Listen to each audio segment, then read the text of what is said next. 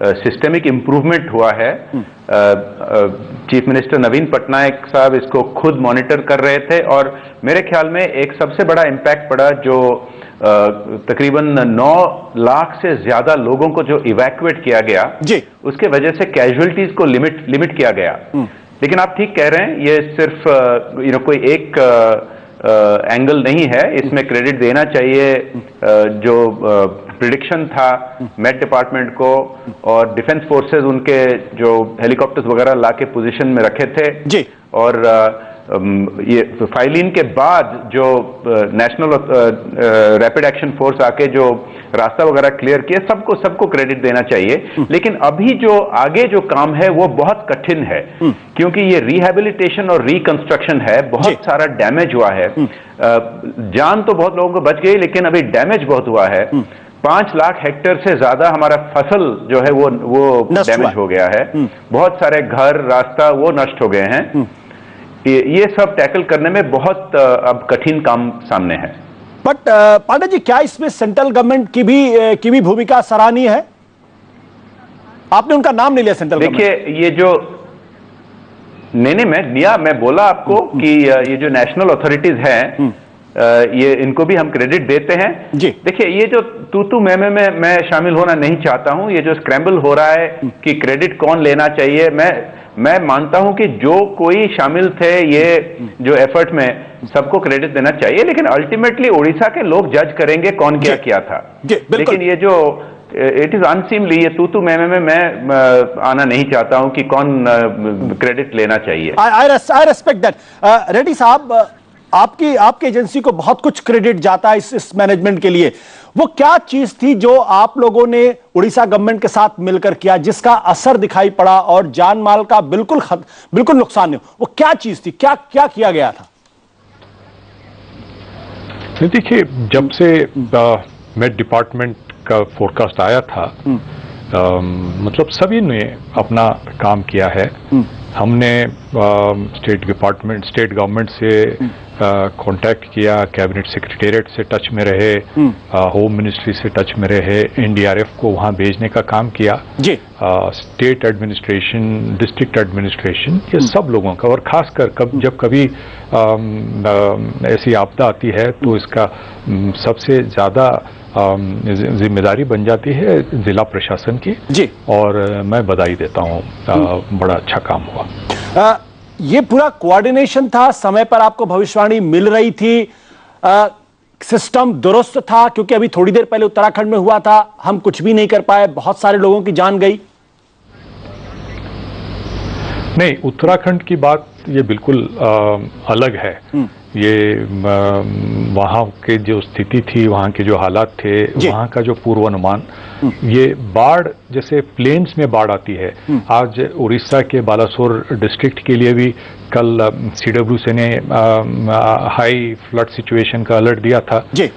फिर बाद में आज शाम को एक जगह पर विड्रॉ किया था कि ये हालात अलग हैं। पहाड़ी इलाकों में जब बारिश होती है तो वहाँ के लिए हमारे ऑब्जर्वेशनल कैपेबिलिटीज और फोरकास्टिंग कैपेबिलिटीज में और सुधार लाने की जरूरत है।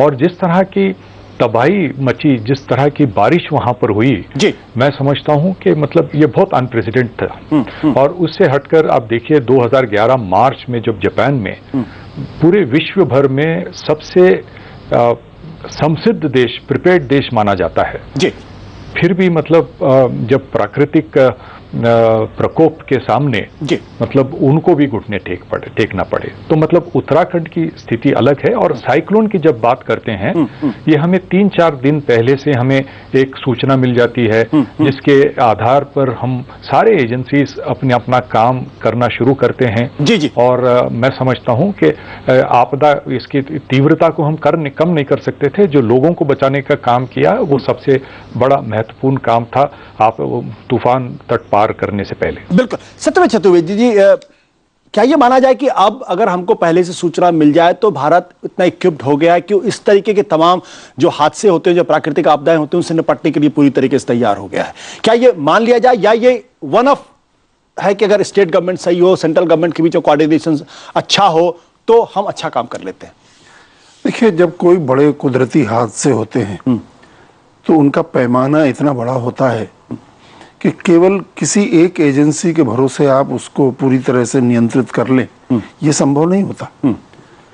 सबसे पहली बात तो ये है कि इस हादसे में ये जो साइक्लोन का मामला है जी, सबसे ज्यादा महत्वपूर्ण भूमिका हुई है वो है मौसम विभाग की।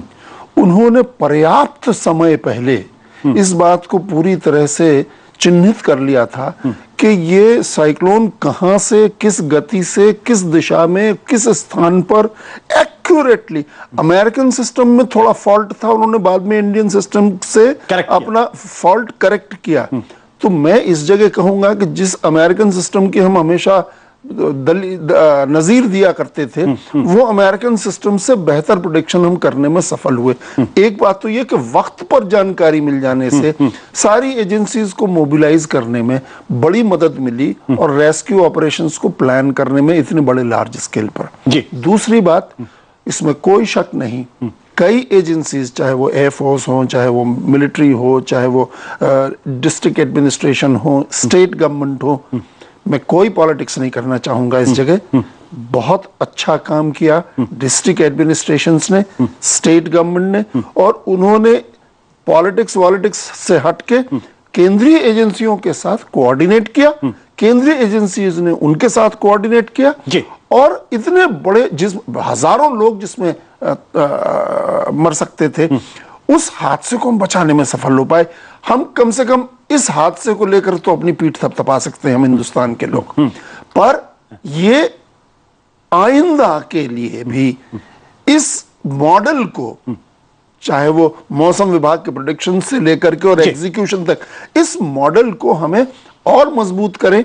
इस अनुभव से कहां क्या और कमियों को दूर किया जा सकता है वो भी करें, और सारी एजेंसीज को कोऑर्डिनेट करने के जो हमारे प्रयास इस बार थे उनको हम और बेहतर बना सकें और बेहतर बना। पर जय पांडा जी, क्या ये तो उसके इस तूफान से या इस आपदा से निपटने का एक पहलू था कि आपने लोगों की जान को बचा लिया, लेकिन जो आगे का है वो कितना, वो भी तो उतना ही महत्वपूर्ण है। लोगों की जिंदगियों का सवाल है, लोगों के घरों का सवाल है, उनके वो वहां पे भुखमरी ना फैले, इस बात का सवाल है। वो कैसे हैंडल होगा? क्या उसके लिए हमारे पास सिस्टम्स अवेलेबल हैं या नहीं अवेलेबल है? जय पांडा। देखिए, मैं मानता हूं कि हमारे सिस्टमिक कैपेबिलिटी में बहुत इम्प्रूवमेंट हुई है। मैं कोई अन्य राज्यों के साथ कंपेयर करना नहीं चाहूंगा क्योंकि मुझे खबर नहीं है, लेकिन मैं उड़ीसा का जो पिछले 10, 12, 15 साल का इतिहास से कंपेयर कर सकते हैं। क्योंकि देखिए, 99 में जो सुपर साइक्लोन हुआ था, उस टाइम में भी मेट डिपार्टमेंट का प्रेडिक्शन 3-4 दिन पहले आया था, लेकिन हमारा सिस्टमिक कैपेबिलिटी नहीं था उस टाइम उड़ीसा में, और उसके वजह से 10,000 से ज्यादा लोग मरे गए, बहुत नुकसान हुआ था। लेकिन ये जो उड़ीसा की प्रिपरेशन आप देखे हैं, ये कोई ओवरनाइट नहीं हुआ है। पिछले 12-13 साल से सिस्टमैटिकली धीरे धीरे कैपेबिलिटी बढ़ते जा रहा है। आप 2 साल पहले का जो फ्लड्स थे उसमें भी आप देखें तो ऐसा ही इवैक्यूएशन हुआ था। कुछ 5 लाख लोगों का इवैक्यूएशन हुआ था और कैजुअलिटीज को कंटेन किया गया था। तो आप जो अभी पूछ रहे हैं कि आगे का काम जो है वो भी सिस्टमिक कैपेबिलिटी पर डिपेंड करता है, क्योंकि अभी जो इवैक्यूएट हुए हैं वो धीरे धीरे घर वापस जाएंगे, लेकिन बहुत सारे लोगों का घर नष्ट हो गया है, घर है ही नहीं। तो उनको टेम्पोररी जो दिया जा रहा है पॉलिथीन मटेरियल संभालने के लिए, वो टेम्पोररी है। परमानेंटली उनको देने के लिए हमारे फाइनेंशियल पैकेज तय करना होगा, और जो हमारा फसल जो नष्ट हो गया है उसके लिए कुछ स्टेप्स लेना पड़ेगा। ये कठिन समय है, आगे कुछ महीनों के लिए ये बहुत दिक्कतें होंगी हमें। बिल्कुल। जो सवाल निकल के आया वो ये है कि अगर आपकी तैयारी पहले से बेहतर हो, कोऑर्डिनेशन अच्छा हो, अगर सिस्टमेटिक अगर आपकी तैयारी हो, तो शायद आप ऐसे हादसों से निपट सकते हैं।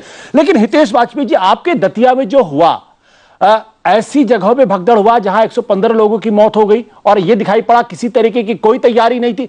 क्या राज्य सरकार इसकी जिम्मेदारी लेगी कि वो उसकी गलती है और उसकी जिम्मेदारी उसको लेनी चाहिए? पहले से सोचना चाहिए था, पहले से एंटिसिपेट करना चाहिए, तो वो करने में नाकाम रही आपकी सरकार?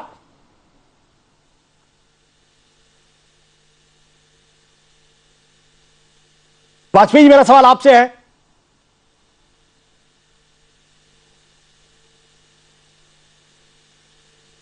लगता वाजपेयी जी से हमारा संपर्क नहीं। बट सत्यव्रत चतुर्वेदी जी, आप कांग्रेस में है, वो बीजेपी की सरकार वहां पे है, क्या दतिया हमें ये सबक देता है कि अगर आप तैयार नहीं, अगर आप एंटिसिपेट नहीं कर रहे हैं तो हादसे होंगे?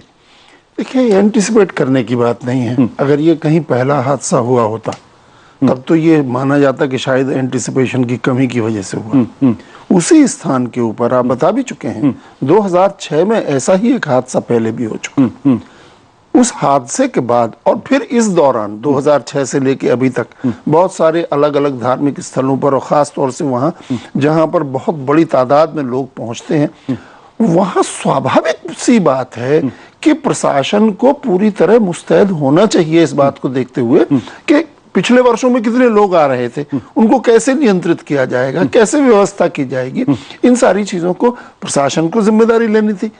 मैंने जहां तक सुना, कुछ जो प्रत्यक्षदर्शी वहां थे, मेरे क्षेत्र से भी लोग गए हुए थे, उन्होंने भी हमें बताया जी, वो ये कि दरअसल गड़बड़ कहां से हुई।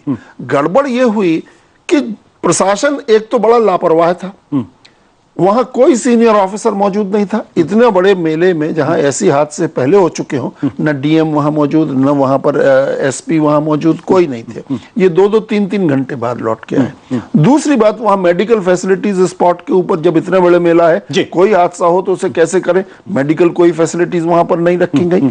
तीसरी चीज जो सबसे बड़ी थी, पुलिस के लोगों ने मुझे जो बताया गया, उस पुल पर, सकरा पुल है, बहुत लाखों लोग आ रहे हैं, जब अंदर जाएंगे पैसा ले ले करके बहुत सारे वाहनों को उस पुल के ऊपर जाने की इजाजत दे दी, पैसे वसूली कर। बुनियादी सवाल है कि उससे क्या हुआ, उससे क्या हुआ कि लोगों में वहां पर पुल पर, इतने सकरे पुल के ऊपर, और इसी बीच में किसी ने कोई बात कह दी या कहीं किसी ने कह दिया पुल टूट रहा है, और भगदड़ जो मची, उस भगदड़ के कारण पहले भी हादसे हो चुके हैं, अभी भी हादसे हो चुके हैं। क्यों नहीं नियंत्रित वहां पर कर सके हम? और सरकार केवल चंद अफसरों के ऊपर, उन अफसरों पर जो जिम्मेदार हैं, सीनियर अफसरों पर, उन पर तो कार्रवाई होनी चाहिए, लेकिन सरकार अपनी जिम्मेदारी से कैसे बच सकती है? इतने सुशासन के दावे किए जा रहे हैं। तो सच में ये तो हर सरकार के दौरान होता है ना, हर सरकार के दौरान इस तरीके की भगदड़, कोई एक सरकार ऐसी नहीं जिसके बारे में आप कह सकें कोई सरकार कोई भी, जैसे अभी आप देखिए, जैसे अभी थोड़ी देर पहले उड़ीसा के मामले में हम चर्चा कर रहे थे, वहां की सरकार ने अच्छा काम किया, हमारी सरकार नहीं है, लेकिन वहां की सरकार ने अच्छा काम किया, मैंने प्रशंसा की उनकी। वहां का, अगर यहाँ का प्रशासन अगर अच्छा काम करता तो निश्चित रूप से मैं इनकी भी प्रशंसा करता। उनकी प्रशंसा। शशिधर रेड्डी जी, डिजास्टर मैनेजमेंट का मतलब यह कि जो इस तरीके की भगदड़ है या इस तरीके की स्टैम्पीड है, इसको भी एंटिसिपेट करके प्रिपेयर्डनेस के साथ, तैयारी के साथ इसको रोका जा सकता है या इसको होने नहीं दिया जा सकता? क्या यह संभव है? क्योंकि यह सिर्फ एक का मसला नहीं, आप कुंभ की भी इतनी बड़ी तैयारी कर लेते हैं, दुनिया उसकी स्टडी करने आती है, लेकिन कुंभ से जब लोग लौटने लगते हैं तो भगदड़ मच जाती है और लोगों की जानें जाती हैं। क्या यह रोका जा सकता है? नहीं, मैं समझता हूं कि सही तरीके से अगर इसको नियंत्रित हम कर पाते जी, और हम खासकर पिछले कुछ सालों में कुंभ, इलाहाबाद रेलवे स्टेशन में जो हादसा हुआ, उससे पहले शबरीमला और अलग अलग जगहों पर ऐसे हादसे होते रहे, तो हम पिछले कुछ दिन पहले हमने एक कमेटी बनाई है और एक नेशनल गाइडलाइंस हम तैयार करने हैं और क्राउड मैनेजमेंट जी, और इसमें हम ऐसे विशेषज्ञों को उसमें शामिल किया है। इंडियन इंस्टीट्यूट ऑफ मैनेजमेंट ऐसे प्रेस्टिजियस इंस्टीट्यूशंस हैं जिनको एक्सपर्टीज है, जैसे टोक्यो में मेट्रो स्टेशंस में किस तरह की क्राउड मैनेजमेंट की प्लानिंग वगैरह किया है। जी, मैं समझता हूं कोई इस तरह से करना हो, और हमारी जो प्रणाली बनती है जिला स्तर पर, जो डिजास्टर मैनेजमेंट प्लान बनता है जी, तो हमारे अक्सर मैं देखता हूं कि कई जगहों पर ऐसे अहम चीजों को छोड़ दिया जाता है। ये मतलब हर साल होने वाला मेला है, यहाँ पे बड़ी संख्या में लोग आएंगे, तो ये जरूरी है कि स्थानीय प्रशासन और राज्य सरकार इस पे बराबर ध्यान दे और इस चीज को अपनी प्रणाली में शामिल करे, और किस तरह से इसका नियंत्रण हो, किस तरह से व्यवस्था हो, और लोगों को भी इस पे अवेयर करे, किस तरह से मतलब अपने आप को मतलब, और गाड़ी, अभी चतुर्वेदी जी ने बताया है कि कुछ गाड़ियां उस पे आई हैं, तो मैं इस चीजों को बड़ी गंभीरता से देखनी होगी कि मतलब ये बार बार होने वाली चीज है। तो मैं चाहूंगा कि राज्य सरकार, स्थानीय प्रशासन इस पर पूरी तरह से मतलब आपके, और हमारे भी गाइडलाइंस, अगर मैं आपकी बात समझ में, आपके कहने का मुताबिक मुताबिक इसके लिए गाइडलाइंस आपके डिपार्टमेंट की तरफ से बनाई जा रही है? क्या उसमें राज्य सरकारों का इनपुट लिया गया है? लिया जाएगा सबको, बिल्कुल। जब हमारे एनडीएमए की तरफ से जो भी गाइडलाइंस बनते हैं, चाहे आपदा प्राकृतिक आपदाएं हो या मानव जनित हो, हम बहुत बड़ा कंसल्टेशन प्रोसेस करते हैं। साल, 2 साल, 3 साल भी लगते हैं। सबसे हम इसमें कम्युनिकेट करते हैं, सबके इनपुट्स लेते हैं, वर्कशॉप्स करते हैं, सबके कॉन्सेंसस के साथ, सबके इन्वॉल्वमेंट के साथ ही हम इनको तैयार करेंगे। बिल्कुल पांडा जी, बट ऐसे मौके पर देखा जाता है कि राज्य सरकारों को इस बात को लेकर आपत्ति होती कि भाई ये तो लॉ एंड ऑर्डर का मामला है, लोकल एडमिनिस्ट्रेशन का मामला है, सेंट्रल गवर्नमेंट क्यों हमें इस बारे में गाइडलाइन इश्यू करे। इस तरीके के कॉन्फ्लिक्ट भी देखने में आते हैं और इस तरीके के झगड़े भी होते हैं। क्या वक्त आ गया है जब जैसे पुरी का मसला है वहां हो या इस तरीके कुछ और मंदिर हो उड़ीसा के बाहर हो, वहां के जो एडमिनिस्ट्रेशन को लेके सेंट्रल गवर्नमेंट या सेंट्रल एजेंसीज के साथ मिलकर एक अच्छा कोऑर्डिनेशन होना चाहिए ताकि इस तरीके के स्टैम्पीड ना हो पाए? आपने पुरी का बात उठाया, जहां की हर साल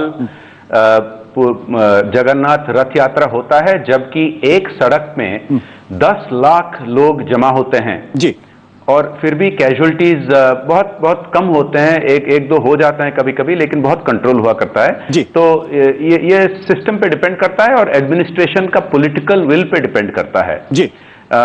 मेरे ख्याल में कोई राज्य सरकार का ऐसा कोई एतराज नहीं है कि सेंटर के साथ मिलकर गाइडलाइंस इवॉल्व करें। एतराज इस बात की होता है जब सेंटर कभी कभी किन बातों में इच्छुक होते हैं कि डायरेक्टली वो हैंडल कर लें, बाईपास करके स्टेट गवर्नमेंट को, जो अनकॉन्स्टिट्यूशनल है। लेकिन गाइडलाइंस इवॉल्व करने में किसी को, खास करके अगर कंसल्टेशन से किया जाता है, मुझे नहीं लगता है कि कोई राज्य सरकार का इस पर एतराज होगा। बिल्कुल, यानी स्टेट गवर्नमेंट को इस पर किसी तरीके का ऑब्जेक्शन नहीं होना चाहिए अगर इंटेंशंस क्लियर है। और आपकी क्या राय, क्या दतिया जैसे हादसे को रोका जा सकता था?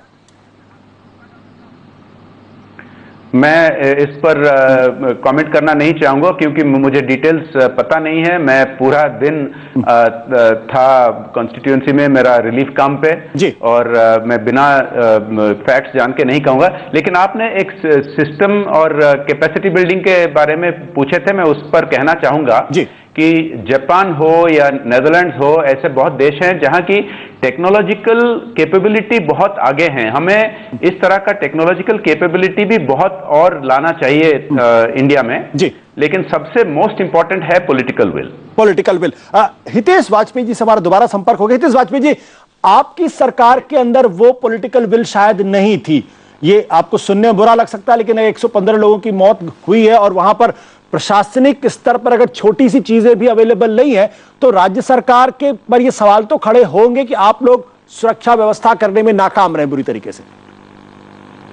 देखिए आशुतोष जी, मुझे बहुत अच्छा लगा कि आपके पैनलिस्ट इस बात के लिए एकमत हैं कि पॉलिटिकल विल की आवश्यकता होती है इस प्रकार के जन प्रबंधन को लेकर, केवल कार्यपालिका नहीं कर पाती है। और इसी फैक्ट्स को मैं आगे बढ़ाते हुए एक फैक्ट और रखना चाहता हूं आपके सामने कि मध्य प्रदेश में आचार संहिता लागू है और आचार संहिता के दौरान विधायिका के जो प्रशासनिक नियमन के अधिकार होते हैं, आप सभी जानते हैं, उस पर बहुत ज्यादा रोक लगी होती है, उसको अन्यथा लिया जाता है। विधायक, सांसद, प्रभारी मंत्री और मुख्यमंत्री ये मुख्यतः अपने काम को प्रशासनिक कार्यों से अलग रखते हैं और यही इस दौरान मुझे लगता है कि देखा गया है। रामनवमी के दिन मध्य प्रदेश के कई मंदिरों में इस प्रकार की भीड़ और इस प्रकार की व्यवस्थाएं देखने को मिलती है, लेकिन ये एक जगह हादसा हुआ है। यदि हम 2006 के वाकयात को लें तो उस समय मुख्यमंत्री जी ने न केवल दंडात्मक कार्यवाही करी थी, बल्कि जब जांच रिपोर्ट में यह सामने आया कि वहां पर जो नदी पर जो ब्रिज बना है वो बहुत छोटा सा ब्रिज था जो कि इतनी बड़ी पॉपुलेशन को सस्टेन नहीं कर सकता था,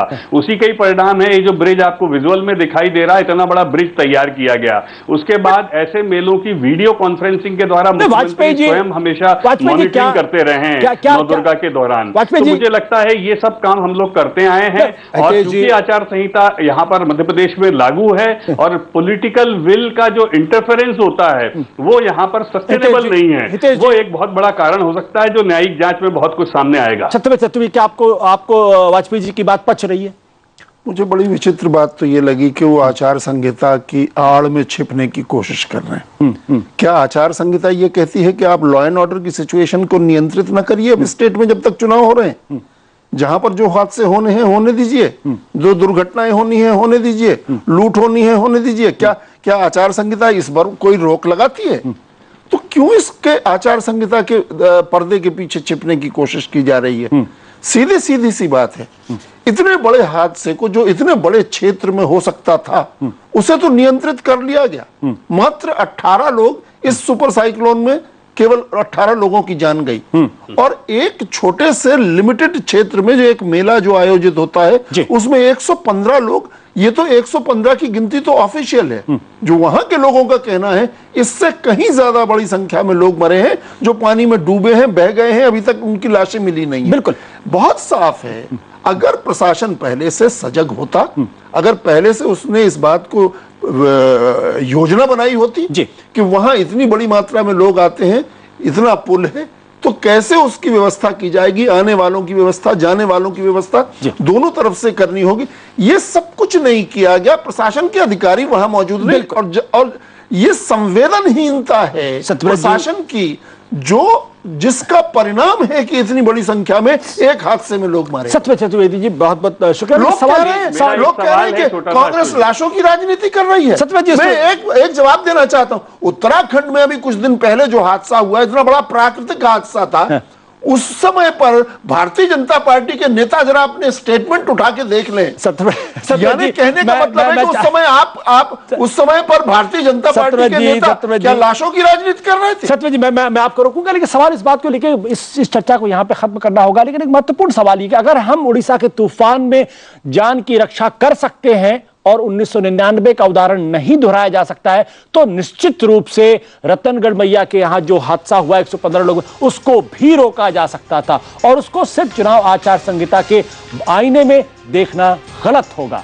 यह लापरवाही थी और उस लापरवाही की सजा वहां के प्रशासन को मिलनी चाहिए, क्योंकि 115 लोगों की मौत मामूली घटना नहीं होती। निश्चित रूप से इस पर राजनीति नहीं होनी चाहिए, ये मेरा भी मानना है। लेकिन जो सरकार अच्छा काम कर रही उसकी तारीफ करनी चाहिए, जो सरकार अच्छा काम नहीं कर पाई उसकी बुराई भी होनी चाहिए। बहुत बहुत शुक्रिया तमाम लोगों बातचीत शामिल होंगे। ब्रेक का बाद लौटेंगे तो हम आपको ले चलेंगे उड़ीसा के भुवनेश्वर, जहां वहां के मुख्यमंत्री नवीन पटनायक से थोड़ी देर पहले मैंने खास बातचीत को आपको दिखाएंगे क्या कहना है उनका।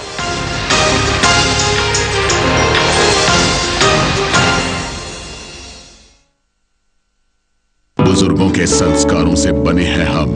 माइक्रोटेक इंफ्रास्ट्रक्चर्स, दोस्ती की अच्छे लोगों से, ताकि आपसे किया वादा हमेशा निभा सके। Presenting ultra luxury living Greenberg from Microtek infrastructures. हर कामयाबी के लिए शांति जरूरी है, और जरूरी है क्वालिटी भी, जो शांति पान मसाला के अलावा कहीं और कहां। शांति पान मसाला, कामयाबी के लिए शांति। बुजुर्गों के संस्कारों से बने हैं हम। माइक्रोटेक इंफ्रास्ट्रक्चर्स, दोस्ती की अच्छे लोगों से, ताकि आपसे किया वादा हमेशा निभा सके। Presenting ultra luxury living Greenberg from Microtek infrastructures. इस फोन पर खास दिवाली ऑफर है। सब फोन के साथ हम ब्लूटूथ डिवाइस और मेमोरी कार्ड बिल्कुल फ्री दे रहे हैं। बस एक ऑडियो डॉक और एक लेदर केस, वो मैं करवा दूंगा ना। और कुछ सर, 25,000 के फोन के साथ 5,000 की एक्सेसरीज बिल्कुल मुफ्त। दे दे। Excellent decision sir. लेकिन 20 में 5,000 के गिफ्ट्स तू रख ले। Smile please. पैसे बचाने के लिए हम क्या क्या नहीं करते, इससे better log on to snapdeal.com।